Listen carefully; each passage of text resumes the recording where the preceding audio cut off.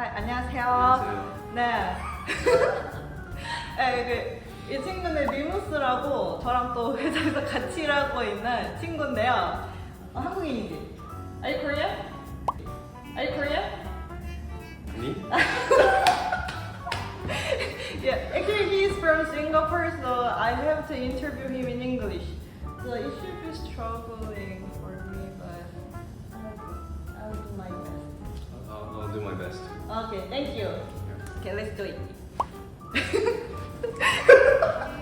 Could you please introduce yourself a little bit? Yeah. Hi, I'm Remus. I'm a 3D animator from Singapore. I knew I wanted to do 3D animation when I was 15 because I watched the movie Up. So it was released in 2009.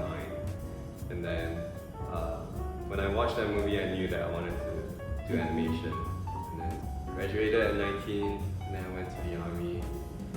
And then I was working in advertising for a bit, but it was 3D.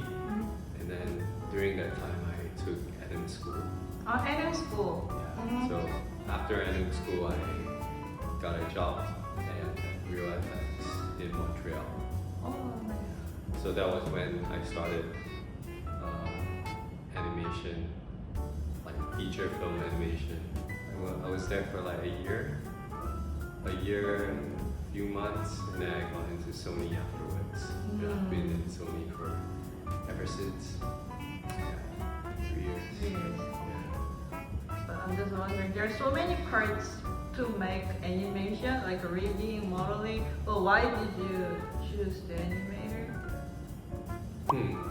After I watched the movie, I went and see it behind the scenes.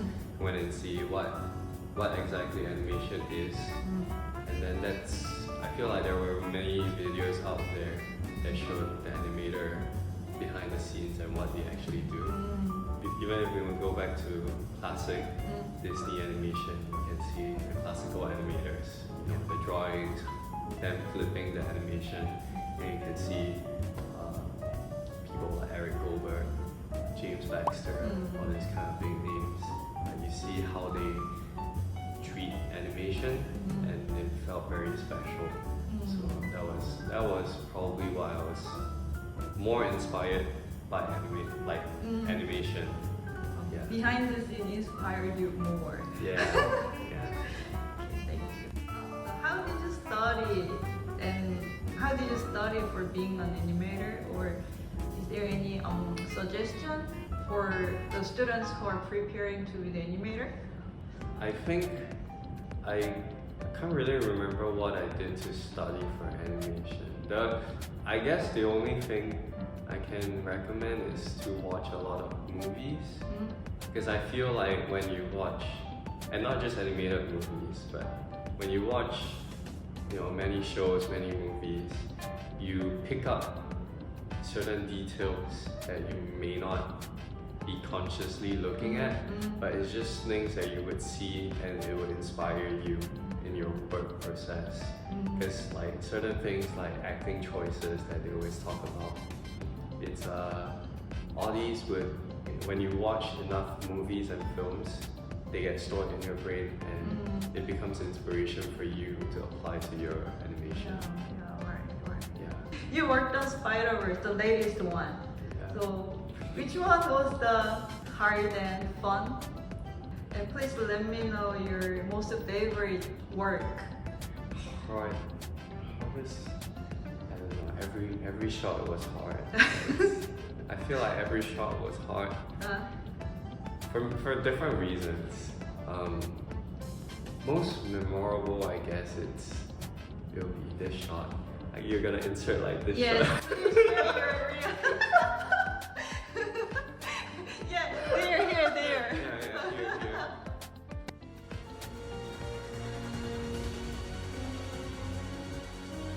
Bye.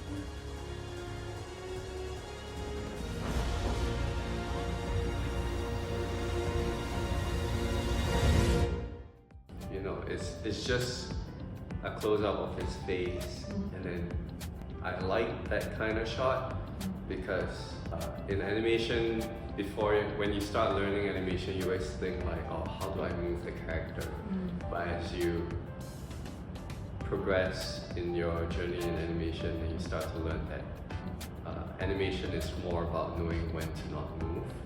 Because like when you do the simplest shot that is able to give out the most emotions and tell the most stories without moving your character much, I feel like that's the most effective way of showing and talking to your audience.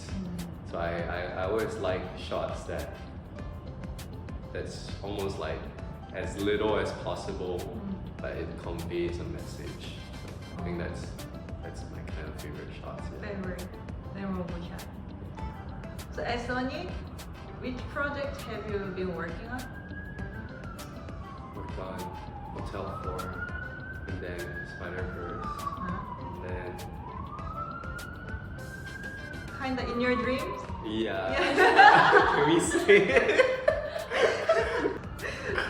And then now I'm on my fourth show. Yes. The current one. So among 3 projects, which one is the best? I think I would still say Spider-Verse was the most fun. I think, as it was a long journey and there were many ups and downs. Yeah. But because of the ups and downs, it became the most memorable and interesting one. And I also feel like I learned a lot when I was working on that project, so that's why. So how do you figure out when you're not satisfied with your work, when you face the slump? I feel like when it comes to working, it's more about, not too sure if the right word, but consistency. Consistency? Like when you're treating your work, there will be days where you feel like you're working at 40% of your capability. Yeah. But I think it's fine for you as a person to be just like, okay, I'm doing 40%, it's okay. I just have to continue and do my work. Yeah. And then the next day you come, maybe you'll be at 60%. And it's important to just keep even as little as possible, but you just keep working, because like you don't wait for inspiration to come to you and then you work. You work and then you get inspired. Yeah. And then as you progress through your week, as you keep working, there will be days where suddenly you just feel very inspired, and then you're working at 120%, for example. Oh yeah. So it's not just like a day-to-day basis, but you can look at it from a week. You start your curve at low, but as you progress through the week, you get higher and higher, and you get more productive and more creative.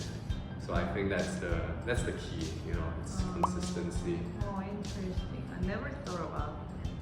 Yeah. Is there any specific way to handle your stress or mental problem? When it comes to work, I make sure that when I work, I concentrate on my work, and then afterward I try and do my other hobbies, or like go exercise, etc. But I think I like to think of it almost like it's a game. Think of it as a game? Yeah, so like every new shot, every new challenge, or like every time the director come and give you a change, you just like, it would be difficult for sure, but it is a challenge. It has its own fun and challenge, and at the end of the day, like, you know what you're capable of, and you would work with your director and your leads, and you will understand that sometimes like they're all humans, right? And they don't know what they want. I think it's important to understand and have that common ground of like, okay, if you don't know what you want, I will do my best to show you what I think you want. And then you also work with your lead, try and find out like, okay, how should we deal with it, that kind of thing. Because I try not to think of it too much as in like a personal thing. I just remind myself like, okay, it's my job to figure out what they want. adult, mature person. Are you satisfied with your job? Or can you recommend it to your child if you have children?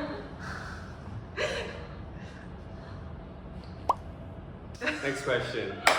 Next question. Or do you have any job in your mind for the second job?